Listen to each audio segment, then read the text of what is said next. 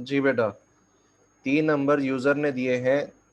अब इसमें से आपको फाइंड करना है, ये लूप में उसने दिए हैं, एक लूप लगाया था आपने, उसके अंदर आपने उससे 3 नंबर ले लिए। अब उसमें कैसे फाइंड करोगे कि सबसे मिनिमम कौन सा नंबर था?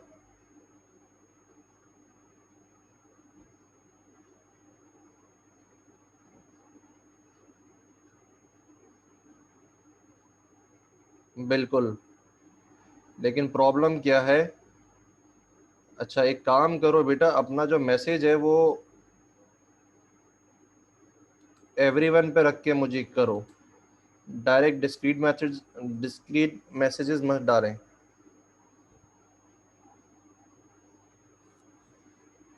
एवरीवन पब्लिकली जो है अपना मैसेज करें। अच्छा, तो अब जो है किसी ने कहा है ग्रेटर देन और लेसर देन फाइंड करके, तो मैं एक फॉर का लूप लगाता हूँ। फॉर के लूप में मैंने 3 यूजर्स इनपुट लिए, integer y is equals to convert dot to integer 32 console dot read line, और ये मैंने चला लिया। सी डब्ल्यू वाई भी जो है साथ में मैं प्रिंट करवाता जाता हूँ। अब क्या करना है मुझे यहाँ पे? प्रिंट करवाना है, जैसे ही लूप ख़त्म हो जाए मुझे प्रिंट करवाना है मैक्सिमम नंबर। तो मैंने एक इंटीजर बनाया, मिनिमम नंबर जो है शुरू में मैंने -1।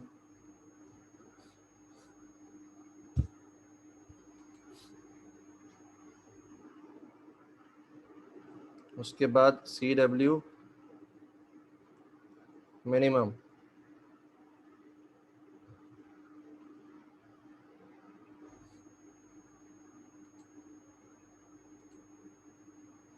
अब इसमें कैसे करूँगा?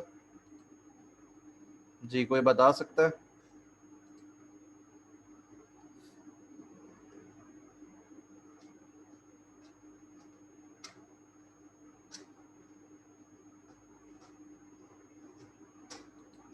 जी क्लास, अब आप पूरी पीएफ पढ़ चुके हैं, अब मुझे बताएं इसमें से मिनिमम और मैक्सिमम कैसे फाइंड किया जाएगा। पहले हम मिनिमम को टारगेट कर रहे हैं। मिनिमम कैसे फाइंड करोगे? इफ एल्स की कंडीशन कहाँ लगाऊंगा?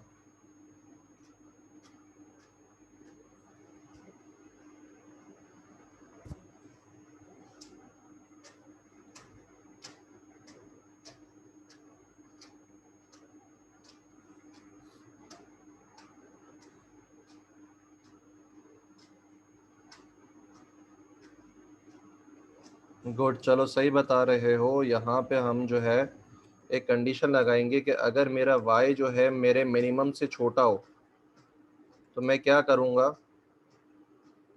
मेरे मिनिमम के अंदर मेरा y डाल दूंगा और एट द एंड में क्या प्रिंट करूँगा? मिनिमम। यहाँ पे प्रॉब्लम क्या है, मैंने -1 डाल दी। आप यहाँ पे काम करें, इस लूप को 2 तक चलाएं और पहले मिनिमम में पहली वैल्यू ले लें। पहली वैल्यू मिनिमम में आ गई, उसके बाद बाकी दो लूप के अंदर आ जाएंगी। तो हमारे पास पहला नंबर जो है उससे स्टार्ट करेंगे, तो अब हमारे पास मिनिमम में कोई वैल्यू होगी। अब मैं इसको चलाता हूँ लूप को,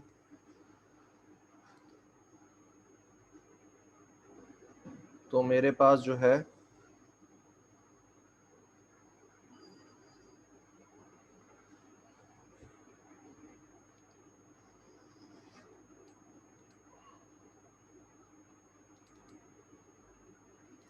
या कर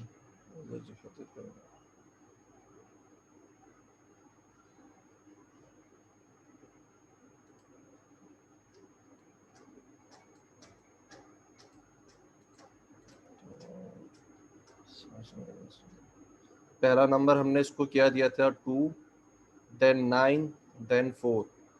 अब मुझे ये बताएं कि इसमें से मिनिमम कौन सा है?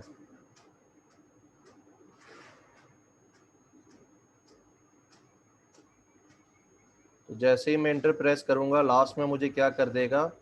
मेरा मिनिमम नंबर जो था वो मुझे प्रिंट करके स्क्रीन पे दिखा देगा। इसी तरीके से अगर मुझे मैक्सिमम फाइंड करना है, तो मैं यहाँ पे मैक्स लिखूंगा, यहाँ पे ऑपरेटर चेंज हो जाएगा, यहाँ पे मैक्स आ जाएगा।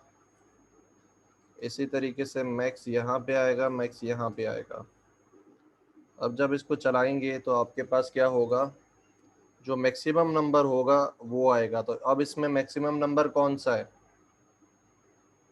जी बेटा क्लास। 9 सर। ठीक है, जैसे ही आप इसको चलाओगे तो यहाँ पे आपको 9 दे देगा। ठीक है। इसके अलावा हमने मल्टी डायमेंशनल एरेज और जैगेड एरेज, या जिसको जैक्ड एरेज कहते हैं, तो वो हमने उस सेशन में कवर किए थे जो कि हमारा फिजिकल हुआ था। तो उसकी रिकॉर्डिंग भी मैंने जो है अपलोड कर दी है, उसको देख लो। इसके अलावा हमने अपना सारा कंटेंट कवर कर लिया है रिस्पेक्टिव टू पीएफ। ये कुछ एक्सरसाइजेस थी, 2 एक्सरसाइजेस रह गई थी, वो मैंने आपको समझा दिया। अब इसके बाद एक टॉपिक आता है, that is how to convert या how to implement a recursive program. कभी भी आपको रिकर्सिव प्रोग्राम दिया जाए तो उसको बनाया कैसे जाएगा। प्रॉब्लम क्या है कि अभी जो है आप लोग इतना यूज टू नहीं हुए डूइंग द रिकर्सिव प्रोग्रामिंग। ठीक है। तो अगर कभी सवाल में फंस जाओ, सवाल अगर समझ में ना आ रहा हो कि किस तरीके से प्रोग्राम किया जाए किसी भी रिकर्सिव प्रोग्राम को, तो आप क्या करोगे, सबसे पहले इस टेक्निक को समझे और फिर इसको अप्लाई करते हैं, तो आप जो है सक्सेसफुली एक रिकर्सिव प्रोग्राम बना लोगे। रिकर्सिव प्रोग्राम मतलब जिसमें रिकर्जन के थ्रू काम करना है। ठीक है बेटा। तो पेपर में अगर सवाल में फंस रहे हो कि रिकर्जन का प्रोग्राम कैसे बनेगा, तो उसको इस टेक्निक से सॉल्व करो, तो इंशाल्लाह जो है आपका रिकर्सिव प्रोग्राम बनाने में आपको प्रॉब्लम नहीं होगी। लेकिन बेटा ये टेक्निक सिर्फ तब है जब रिकर्सिव प्रोग्राम ना बन रहा हो, फंस जाओ ना। ज़्यादा अच्छी बात यह है कि आप रिकर्सिव प्रोग्रामिंग जो है उसको अपने टिप्स पे प्रैक्टिस कर लें, ताकि आपको जो है रिकर्सिव प्रोग्रामिंग आ जाए। ये सिर्फ शॉर्टकट है ताकि पेपर में आपके मार्क्स लूज ना हो। ठीक है बेटा, स्टार्ट करें।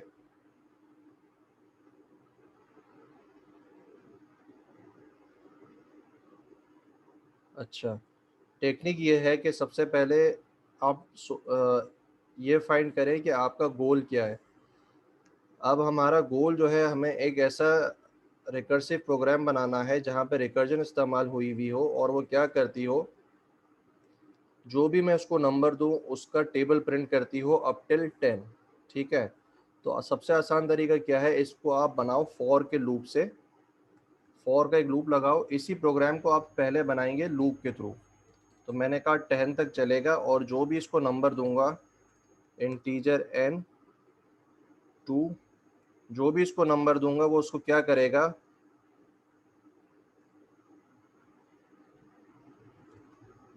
प्रिंट करेगा। तो सबसे पहले आपने लूप के थ्रू इसको इम्प्लीमेंट किया और उसको चला के देख लिया, क्या मेरे पास ये प्रोग्राम चल रहा है, बिल्कुल सही चल रहा है। अब आपने क्या करना है, आपने एक मेथड बनाना है, पब्लिक स्टैटिक वॉइड, इसको कुछ नाम दे दें, मैंने दे दिया मेथड।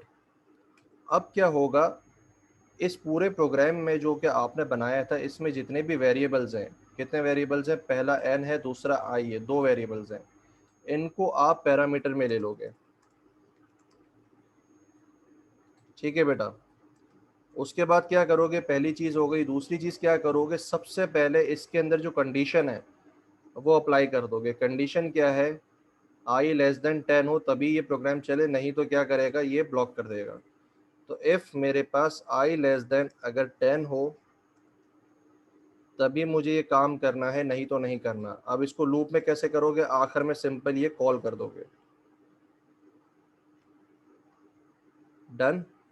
उसके बाद इसकी जो स्टेटमेंट्स हैं, इसमें जो सीक्वेंशियल स्टेटमेंट्स हैं उनको लिखना शुरू कर दो। तो सीक्वेंशियल कौन कौन सी हैं, पहला आई है, आई प्लस प्लस हो रहा है, और उसके बाद आई मल्टीप्लाई बाई 2 हो रहा है। तो आप क्या करोगे, इन दोनों को यहाँ पे कॉपी पेस्ट कर दोगे, कॉपी, और यहाँ से कॉपी पेस्ट। ठीक है बेटा, कॉपी पेस्ट कॉपी पेस्ट, आई प्लस प्लस।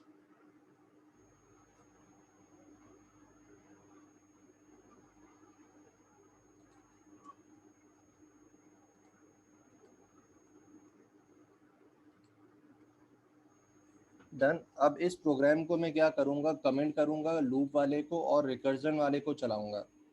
तो मेरे पास मेथड, उसके अंदर मैंने 2 पास किया और आई कहाँ से शुरू हो रहा है, 0 से। अब इस प्रोग्राम को चला के देखते हैं क्या ये प्रोग्राम चलता है।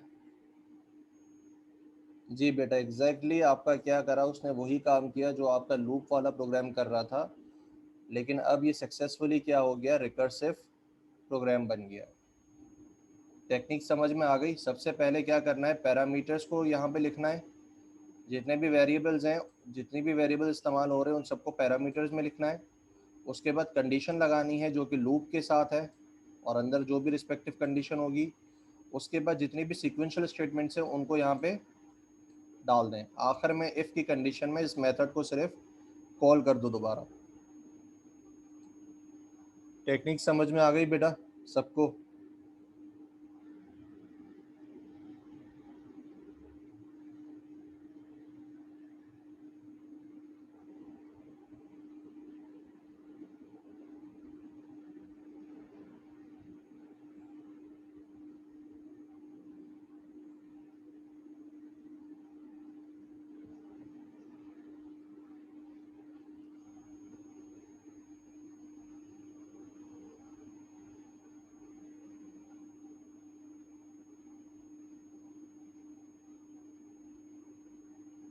अच्छा, रिपीट कर रहा हूँ, दोबारा देख लो हसीब खान।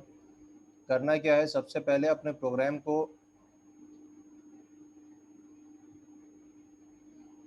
तो बेटा वो सीक्वेंशियल स्टेटमेंट हो जाएगी ना। यूज़र से इनपुट लेना हो तो वो सीक्वेंशियल स्टेटमेंट है, वो भी इसी तरीके से यहाँ पे कॉपी पेस्ट हो जाएगी, सिंपल। ठीक है अब्दुल हमीद। अच्छा हसीब खान, सबसे पहले क्या करना है, अपने प्रोग्राम को लूप के थ्रू इम्प्लीमेंट करना है। उसके बाद एक मेथड बनाना है, उसमें वो सारे वेरिएबल्स को पैरामीटर में लेना है जो कि ये प्रोग्राम यूज़ कर रहा था। उसके बाद जो कंडीशन है आपकी यहाँ पे ये वाली, और इसके अलावा जो कंडीशन होगी वो आ जाएगी। उसके बाद आपकी सीक्वेंशियल स्टेटमेंट जितनी भी हैं उन सबको आप यहाँ पे कॉपी पेस्ट करोगे, और उसके बाद आपका जो मेथड है उसको सिर्फ कॉल कर लेना है।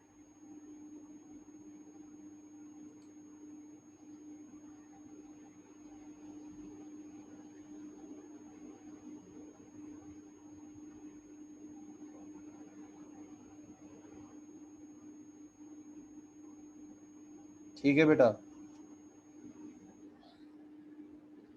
अब ये बताएं कि आप सबने अपने सेशनल मार्क्स चेक कर लिए हैं?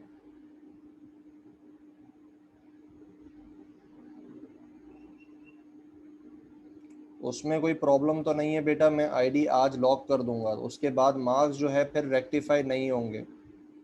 अगर कोई करेक्शन हुई तो वो फिर नहीं हो पाएगी। तो पहले अपना एलएमएस चेक कर लें, अपने सेशनल मार्क्स में कोई प्रॉब्लम तो नहीं है। अगर प्रॉब्लम है तो अभी बता दें, नहीं तो क्लास के बाद मैं अपनी आईडी लॉक कर दूंगा, उसके बाद आपके मार्क्स अपडेट नहीं हो पाएंगे। तो फिर अगर ज़ीरो लगा हुआ होगा कहीं, या कहीं मार्क्स में मिस्टेक होगी एंट्री के अंदर, तो वो फिर फिक्स हो जाएगी, फिर वो अपडेट नहीं हो पाएगी। तो अभी अपना एलएमएस चेक करें और सेशनल मार्क्स चेक कर लें।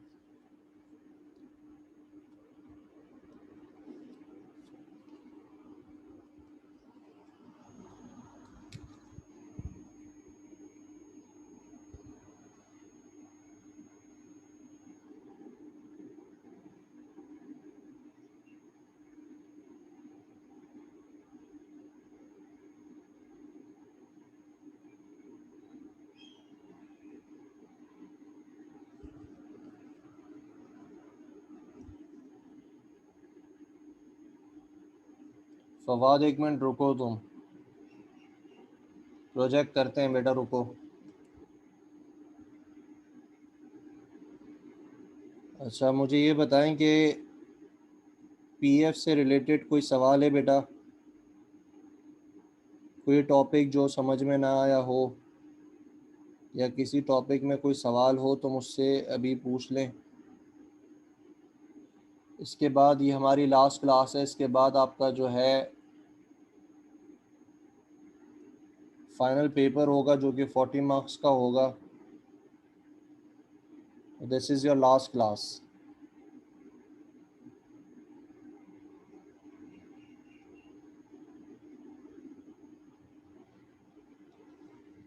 कोई सवाल है बेटा, किसी टॉपिक में प्रॉब्लम है तो मुझसे पूछ लें।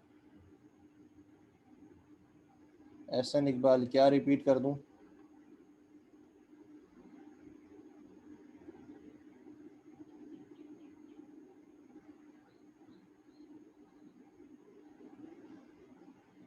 आप अभी जो समझाया उसका कह रहे हो?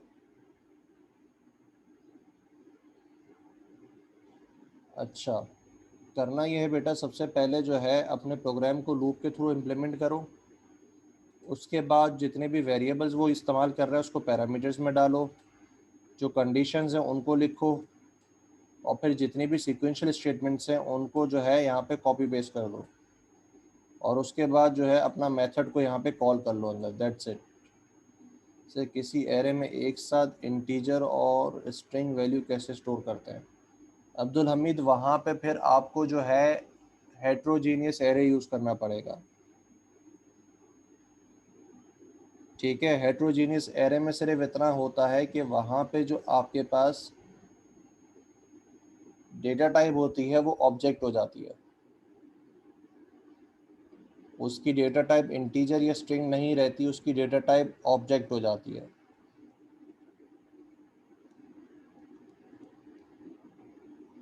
लेकिन फिर उस ऑब्जेक्ट को आपको कास्ट करना पड़ेगा।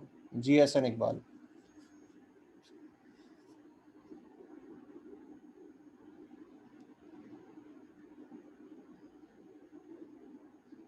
बोलो एहसन।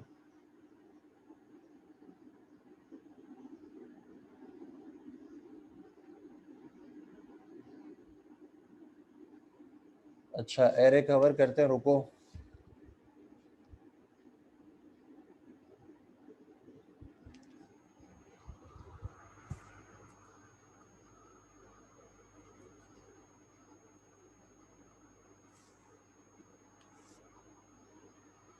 शावीर, एग्ज़ाम बेटा रिटर्न ही होगा। थ्योरी का टॉपिक है, थ्योरी का एग्ज़ाम है तो हैंड रिटन ही होगा Shavir. It can not be done on the format of labs, labs के फॉर्मेट पे नहीं हो सकता, हैंड रिटन एग्ज़ाम ही होगा। अब्दुल हमीद, क्या पूछ रहे हो? आउट के मेथड के ज़रिए, आउट के मेथड के ज़रिए क्या करना है?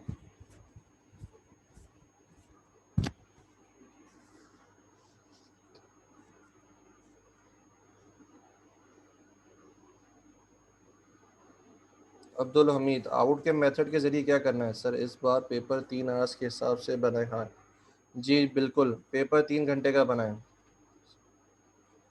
नहीं, ट्रूथ टेबल के बेटा कोई भी सवाल नहीं होंगे, उसको ट्रू टेबल नहीं कहते, उसको ड्राई रन टेबल कहते हैं।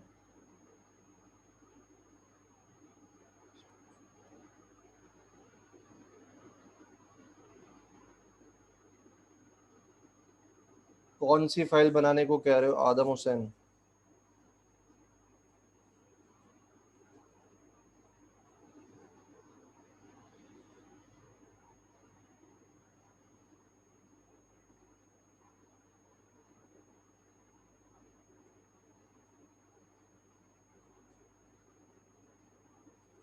आपको जो टाइम दिया जाएगा वो उस हिसाब से पेपर बना है, उसमें आपके पास सवाल करने के, और जो वर्ड की फाइल, वर्ड की भी नहीं बेटा, पीडीएफ बनानी है।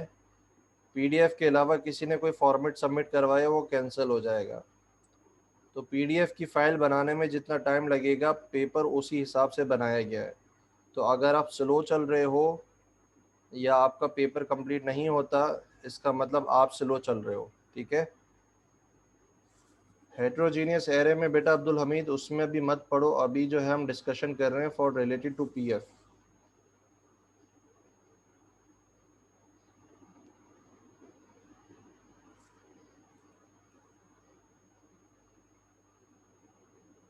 उसको ऑफ टॉपिक रखो, क्लास के बाद डिस्कस कर लेना अब्दुल हमीद। अच्छा, सबसे पहले रैंडम नंबर्स को देख लेते हैं, उसके बाद हम एरे को देख लेंगे।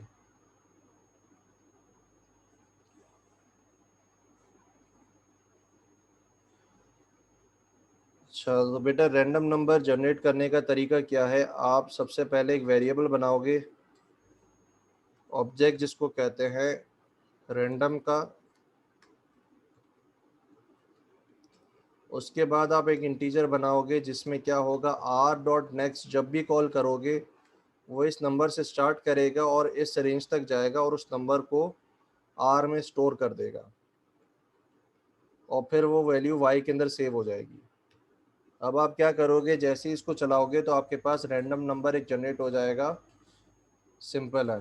ठीक है बेटा, इसमें कोई प्रॉब्लम समझ में नहीं आई मुझे क्यों होनी चाहिए, ये देखें। ठीक है बेटा, नशमिया क्लियर है अब?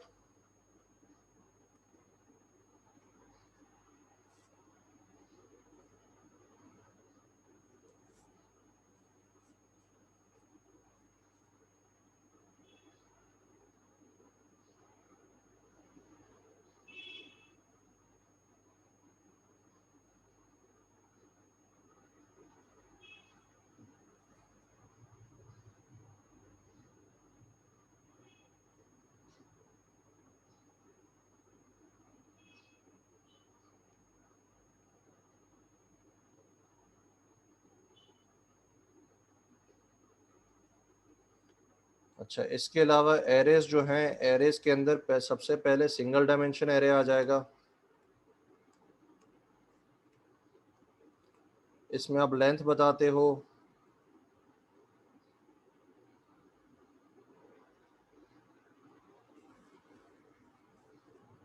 अब्दुल हमीद, पेपर जो है पूरा जितना भी आपने पीएफ पढ़ा है उस पूरे से बनेगा। अगर आप एक भी चीज़ छोड़ते हो तो पेपर जो है आपका कंप्लीट नहीं हो पाएगा।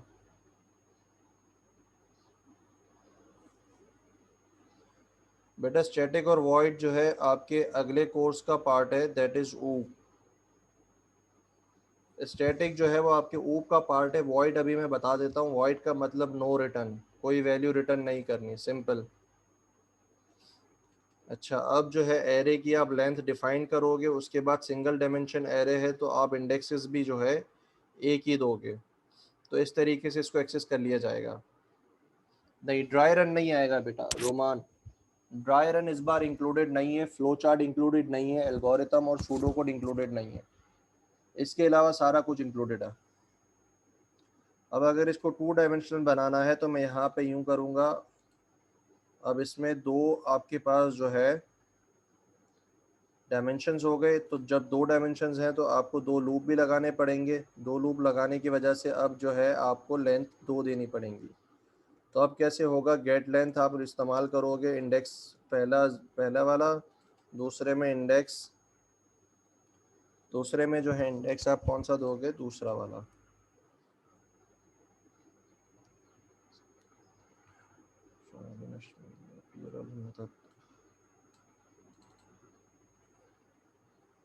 हो जाएगा। अब जब इसको एक्सेस करना है तो आपके पास यहाँ पे दो डायमेंशंस होंगे इस तरीके से। तो ये आपका टू डायमेंशनल एरे बन गया।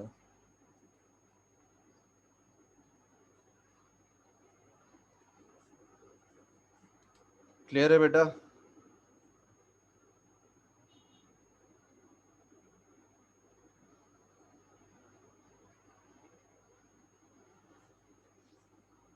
ओके, इसके अलावा कोई सवाल है बेटा?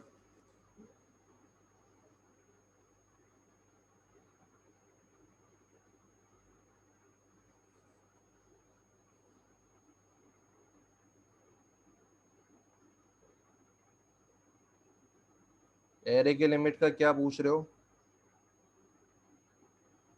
Depends upon your compiler. Compiler कितनी अलाउ करता है उसके ऊपर डिपेंड करता है बेटा।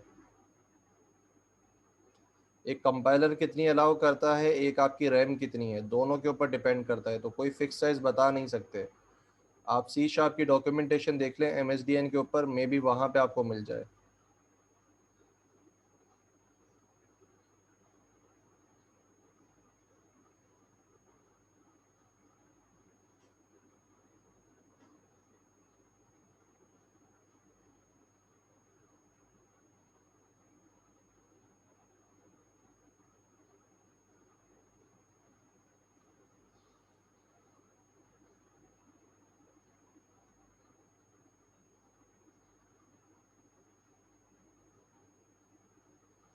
अच्छा, 2 डायमेंशनल बेटा एरे कब इस्तेमाल करते हैं या जैक्ड एरे कब इस्तेमाल करते हैं, उसको समझने के लिए आपको जो है पहले सिनेरियो को समझना पड़ेगा, जो मैं पहले भी बोर्ड पे बता चुका हूँ।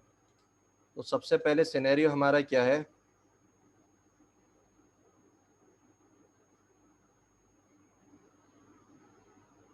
शरियर बेटा वो काम जो है आपके पास स्लाइड्स में मैंने किया हुआ है, हमारी जो पीडीएफ की स्लाइड्स हैं उसको देखो, उसमें वो काम किया हुआ है। अच्छा, जिन बच्चों को एरेज में प्रॉब्लम है कि कौन सा एरे कब लगेगा, वो सिनेरियो को समझें। सबसे पहले सपोज करें कि आपके पास एक सिनेरियो है, एक सिटी है। अब सिटी के अंदर या एक स्कूल के अंदर, एक सिटी है बेटा, उसके अंदर क्या हो रहा है, आपके पास एक ही स्कूल है, ठीक है, और उस एक स्कूल के अंदर कुछ आपके पास बच्चे हैं, 1 2 3 4 5 6 7 8 9 10 11 12 13 14 15 16।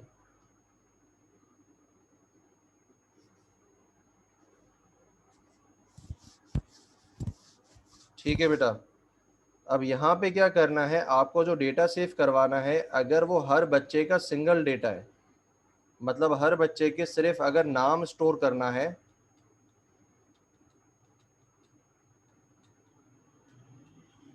तो यहाँ पे कौन सा डेटा यूज हो रहा है, हर बच्चे का एक ही नाम है, मतलब हर बच्चे के कॉरेस्पॉन्ड उसका डेटा कितना सेव हो रहा है, एक ही डेटा सेव हो रहा है। तो यहाँ पे क्या होगा, आपके पास सिंगल डायमेंशनल एरे आ जाएगा। लेकिन अगर हर बच्चे का नाम भी सेव करवाना है और एज भी सेव करवानी है, तो अब हर बच्चे के रिस्पेक्टिव क्या आ रहा है, एक बच्चे के हिसाब से एक से ज़्यादा यहाँ पे डेटा हो रहा है। ठीक है बेटा, तो जब एक से ज़्यादा हो जाएगा तो अब आपके पास मल्टी डायमेंशनल डेटा आ जाएगा। ठीक है, जब एक होगा तो सिंगल डायमेंशनल, लेकिन जब हर बच्चे के हिसाब से आपके पास एक से ज़्यादा आपके पास डेटा सेव हो रहा है तो मल्टी डायमेंशनल। और जैक्ड एरे कब यूज़ होगा, जैक्ड एरे तब यूज़ होगा जब आपके पास हर बच्चे का जो डेटा है वो अलग अलग है, मतलब किसी बच्चे के लिए आप नाम भी सेव कर रहे हो और एज भी सेव कर रहे हो, लेकिन दूसरे बच्चे के लिए सिर्फ नाम सेव कर रहे हो, तीसरे बच्चे के लिए सिर्फ एज सेव कर रहे हो। तो जब यहाँ पे वेरिएंट होगा, हर बच्चे का अलग अलग हो जाएगा, तब जैक्ड एरे यूज़ होगा। ठीक है रोमान। हाफिज़ मोहम्मद बेटा, उसामा, उस्मान या उसामा, वो मैंने ऑलरेडी जो है उसको वीडियोस के अंदर कवर किया हुआ है, तो वहाँ से कर लो तो ज़्यादा बेटर है। मैं अभी कोशिश ये कर रहा हूँ कि वो सवाल हम कवर करें जो कि एक्चुअली जो है स्लाइड्स वगैरह में कवर ना हुए हुए हों, मतलब जो आपके दिमाग से खुद सवाल आए। जो चीज़ें ऑलरेडी हम कवर कर चुके हैं वीडियो के अंदर, उसकी वीडियो मौजूद है बेटा, उसको रिवाइज कर लो।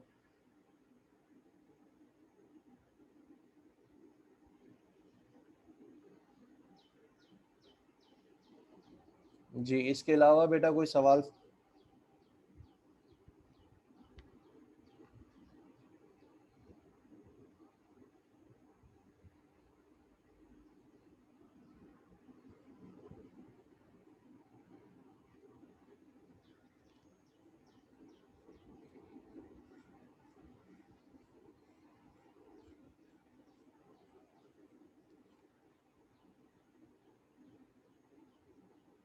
आपका पीएफ का जो लैब का एग्ज़ाम है वो कब है?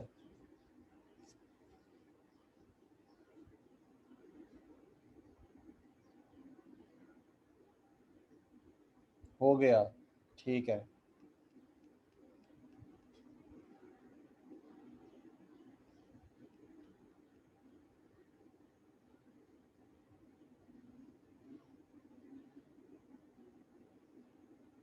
तो बेटा अब फाइनल के ऊपर फोकस रखो। आपने कोई भी चीज़ नहीं छोड़नी पीएफ के अंदर, सिर्फ flow chart, pseudo code, algorithm और ड्राई रन, वो नहीं आएगा। बेटा मुझे डेट याद नहीं है, बेहतर है कि आप स्केड्यूल में देख लें।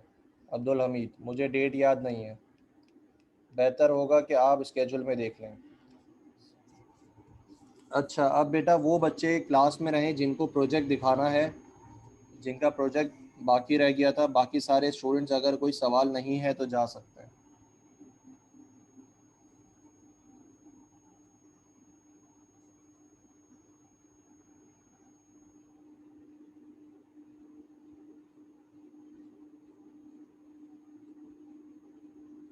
अटेंडेंस बेटा लास्ट डे है, क्या अटेंडेंस लगाऊंगा, सबको प्रेजेंट कर रहा हूँ मैं।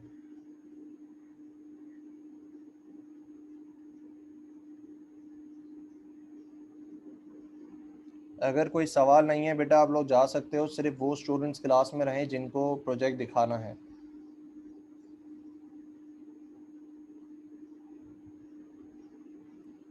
बेटा फाइनल से रिलेटेड मुझे यही समझाना था जो मैं समझा चुका हूँ। इसके अलावा आई डोंट थिंक कि आपको कोई प्रॉब्लम होगी, आप लोग जो है कर सकते हो।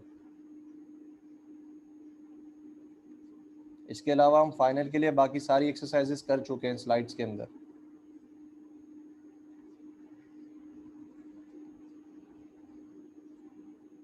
हमजा बेटा, फॉर का लूप या वाइल का लूप आपकी मर्जी के ऊपर है या क्वेश्चन की रिक्वायरमेंट के ऊपर है। दोनों का काम एक ही है, आप जब चाहे जिसको चाहे इस्तेमाल कर सकते हैं। लेकिन अगर सवाल में कहा गया है तो वही लूप आपने इस्तेमाल करना है। तो वो आपकी मर्जी होती है, या तो सवाल के ऊपर डिपेंड करता है।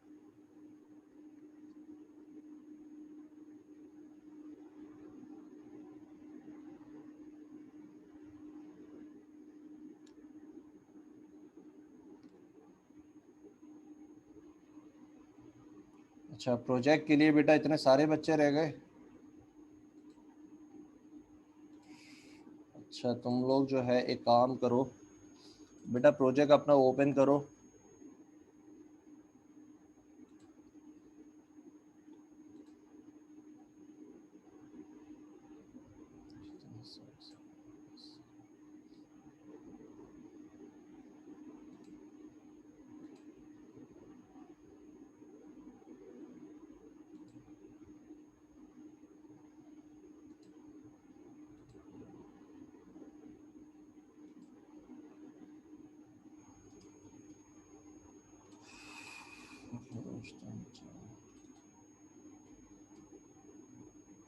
अब ये बताओ, इसमें से एहसन इकबाल वाला ग्रुप जो है, अहमद हम्माद मुख्तियार और एहसन इकबाल क्लास में हो?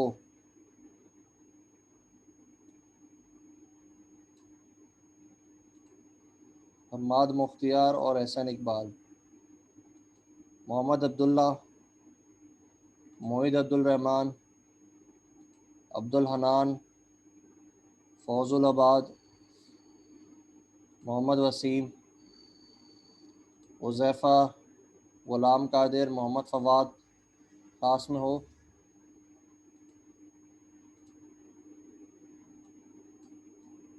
ठीक है,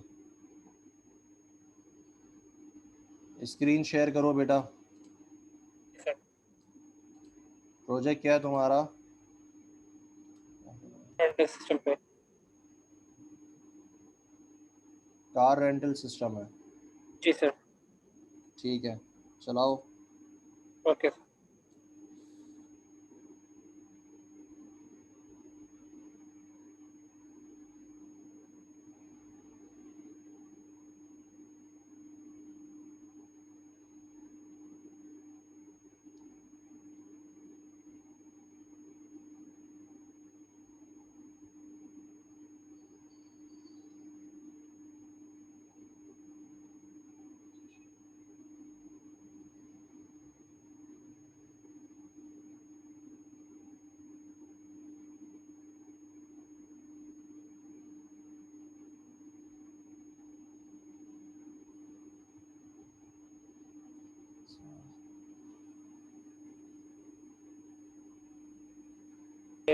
सर ये कार रेंटल सिस्टम का प्रोजेक्ट है सर। इसमें सर आपको एक्सप्लेन करना है। नहीं, एक्सप्लेन नहीं करना, पहले मुझे कोड दिखा दो। स्क्रॉल डाउन करो। जी सर।